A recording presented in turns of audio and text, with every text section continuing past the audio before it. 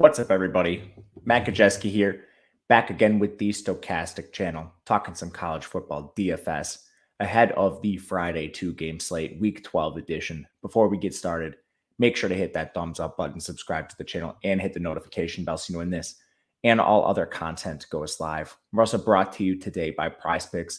If you don't know PrizePicks, you are making lineups of player props, overs, unders, touchdowns, receptions, yards, you name it. They have it. And they also have more than just college football and NFL.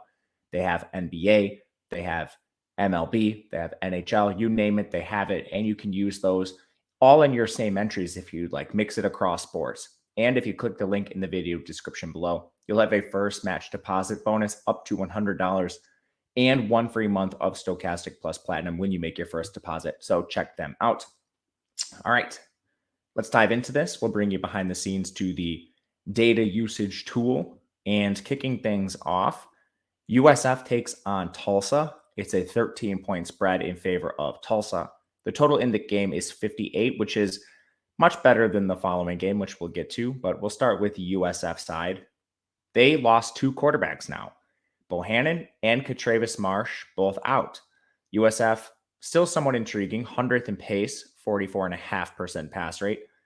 Byram Brown is the new signal caller here. He was labeled a pocket passer coming out of high school, but we don't have a sample on him at all. And Tulsa's defense, they've been pretty decent overall, definitely more getting against the run. So I'm not rushing out of my way to try to start Byron Brown, but I think for tournaments, he's a guy we have no idea what kind of skill set he has. Maybe he's decent, maybe he can run a little bit. I think he's worth gambling on in tournaments. In the run game, Brian Battie is a guy I really want to get to. 26 carries last game, 19 the game prior. They're just using him a little more than their other backs right now, and it makes sense. They lost Jaron Mangan. He hasn't played in multiple weeks now. Kelly Joyner also did not see the field for even a snap last week. So this is a spot where they just don't have a lot of options. Michael Dukes does play in a change of pace role. They also gave a couple carries to K'Wan Powell and Jason Albritton, but ultimately what it comes down to is we likely see 80, 70, somewhere in there, percent of the work go to Brian Battie, the rest going to the change of pace backs. I would have most interest in Dukes if I were playing one of the guys behind him. Receiving game, Xavier Weaver is their target dominator, 79.5 yards per game for him on 10.3 targets. Just very clearly the wide receiver 1, and I think he's somebody we want to get to regardless of the quarterback situation, just a target dominator. Jimmy Horn is the 2. He averages 51 yards per game on 5.2 targets. These are your route dominators here. Then we've had a couple guys miss games recently. Coffrey Brown did not play in their last game. Omarion Dollison did not play in their last game. You're not going to find very good reporting on USF, so you're kind of just shooting from the hip if you think either one of them play. I personally would be a bit surprised. The wide receiver 3 has been Yusuf Terry, whose route rate went from 71% down to 51%. So it's not like Yusuf Terry is locked into any significant role whatsoever. And then they used Sean Atkins on 27% of the routes. This team does not use a consistent tight end, so don't really expect that to change here. It's going to be a rotation there, and then a rotation outside of all your pass catchers, outside of Weaver, Horn, and then maybe Yusuf Terry is just a deep dart. Going to Tulsa, this team is 22nd in pace with a 52% pass rate. Davis Brin is their signal caller. He was hurt in their second most recent game, tried to gut through it, got benched, and this might have been injury related. No matter what the case was or why this happened, he couldn't get it done, and he had really inefficient play. So they benched him. They moved to Braylon Braxton, who moved the ball much better than him. I think there's a good chance that Braylon Braxton starts, but my approach for DFS here is that I want to play whoever starts for Tulsa because they're just very clearly the second best quarterback on the board. So what I would do for DFS is put Brin in your lineup. That way you can pivot down to Braxton if that's the news that's announced. Because if you go vice versa and you play Braxton and it is announced that Brin is starting, you might have trouble finding the 200. Maybe you don't, maybe you do. I would just watch and see. There's also a chance that both of them play.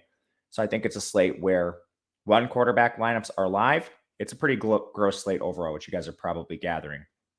But ultimately, Braxton's mobile. Brin is more of your pocket passer, but honestly, the alternatives are so poor that you probably just want to play whoever starts for Tulsa. In the backfield, Deneric Prince, his lead on this backfield is a little bit shakier, but he still dominated snaps for the most part. So I'm not really worried about Prince. 79 rushing yards per game for him, another 9 through the air. He averages 15.3 touches per game. Would expect that to remain this norm moving forward.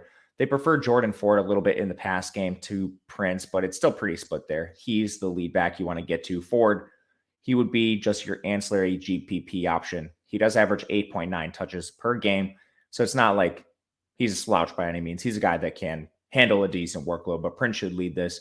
Steven Anderson returned from injury last game. His only carry was a fumble, and he had one carry the whole game. So I wouldn't expect to see much more from Anderson. Regardless, Prince leads the backfield. Receiver room, they run 4 wide almost every play. It's pretty clear what they're doing. Stokes is their 1, Juan Carlos Santana is their 2, Epps is their 3rd, and Malachi Jones is their 4th, and he's their rotational piece. So Stokes, Santana, Epps on the field almost every single play. Among them, Stokes is very clearly the 1, and I think you want to prioritize him over guys like Santana. Stokes, 103 yards per game. Santana's at 62 yards per game. Targets, Stokes 9.5, Santana 7.7. So trying to find the salary if possible. And then Epps is no slouch either. 38.5 yards per game for Epps, 5.9 targets. I know Malachi Jones has slightly more yards on the year, 397 to Epps, 385. But the routes just don't really line up with this. So this is a spot where I think you can buy low. Epps 100% of the routes each of the last 5 weeks. And Malachi Jones sits at 63%. So just a bit of difference in who's actually on the field. But honestly, both are playable here. We just would prefer Epps slightly to Jones. Game 2. This game, tough to evaluate. It's San Diego State, New Mexico. New Mexico is the home team. They're 14-point underdogs. Total's 37.5. Should be a really slow, run-heavy game. San Diego State, 123rd in pace. New Mexico, 118th. San Diego State has a 41.5% pass rate. New Mexico has a 41% pass rate. And as you can see, the total is much lower. But again, I'll pivot back to the first game so we can see the differences in the totals. 37.5 here, 58 here. I think we really want to prioritize plays from Tulsa, USF, but that doesn't mean we can't play San Diego State, New Mexico. And I actually think one of the best signal callers comes from this game. It's Jalen Maiden, who's taken over for Braxton Burmeister at San Diego State. He's just incredibly mobile, and 386 yards for him on the year. Looks like this might have populated incorrectly, so excuse me there, but the one we need to worry about is Jalen Maiden. I'll go on the back end and just make sure this is correct. It looks like there was an error, which happens at times, so apologies there. Otherwise, we know the mobility is there. He's actually been fairly efficient as a passer too. So it's 171 yards. I'll get this corrected on the back end, but sorry about that. So 171 rushing yards cumulatively for Maiden. If you couldn't tell, I was out of town earlier this week. There's a couple bugs through some of this stuff that I need to go back and fix. So apologies. Anyway, as a passer, I can guarantee these are correct. 250.6 yards per game for him. And he's played limited action. So he's been efficient. It's been a boon to the entire offense. They returned Jalen Armstead at running back 2 games ago, and he's quickly moved ahead of all of the other options. So at 4K flat, he's somebody we can certainly look to. 14 carries and 15 carries in back-to-back games. He's moved ahead of Bird, ahead of Kristen, ahead of Bell, even ahead of Cam Davis. I would use him above anybody else. They're all just dart throws outside of him. Armstead very clearly has the lead here. He's also been the most efficient, really without a doubt, 51 yards per game. Nobody else is above 40. Receiving game, 3 guys are locked in here. Jesse Matthews, Tyrell Shavers is the top 2 receivers. And then Mark Redmond is the tight end. Their routes are basically locked in. And Matthews, he has the lead in targets, 5.3 per game. Shavers at 5.0. The efficiency, though, goes Shavers' way a little bit. He's a big play threat, the Alabama transfer. Shavers, 48 receiving yards per game. Jesse Matthews at 3.7. I'm probably going to play one of them, honestly, just because it's an explosive offense. And they have a great team total. You're really seeing USF and New Mexico lag behind in team total. Redmond, he doesn't have a lot of upside here. Honestly, even though he has a full route rate, you're seeing some of the ancillary San Diego State players get more usage than him and more efficiency. Mekhi Shaw is not too far behind Tyrell Shavers and Matthews. His route rate the last 3 games has been over 70%. So that's pretty decent. Your wide receiver 3s and ancillary players are going to be a combination of Breon Penny, Jay Rudolph at tight end. It's not too exciting back here. I would cut this off at Shaw for the most part at 4,600. But again, I would rather find the 300 for Matthews without a doubt. New Mexico, we mentioned their pace and their run rate, similar to San Diego State. Benched Miles Kendrick. They've moved forward with Justin Holiday, who I think is playable. I would rank him 3 among the quarterbacks today. He does appear to be mobile, 135 rushing yards on the year. These I can guarantee you are correct. His passing stats are very warped just because of, 1, they're extremely run heavy, but 2, splitting time in certain games. So just know it's not great. Like, you're not getting a high volume passer by any means. No one quarterbacking this offense is going to be, but I think there's a bit more upside with Holiday as a rusher than some of the other signal callers, primarily the UCF signal caller.